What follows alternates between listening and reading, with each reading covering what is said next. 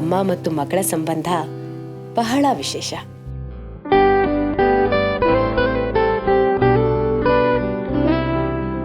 ಆರೈಕೆ ಮತ್ತು ಕಾಳಜಿಯೇ ಯಾವಾಗಲೂ ಅಮ್ಮನ ಆದ್ಯತೆ.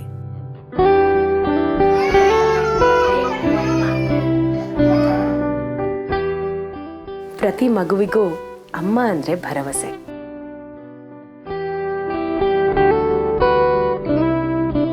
ಪ್ರತಿ ಅಮ್ಮನಿಗೂ ತನ್ನ ಮಗುವಿನ ಸುರಕ್ಷೆಯೇ ಆದ್ಯತೆ.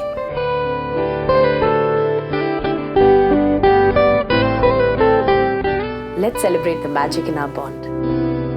All out, 30 years of trust and protection.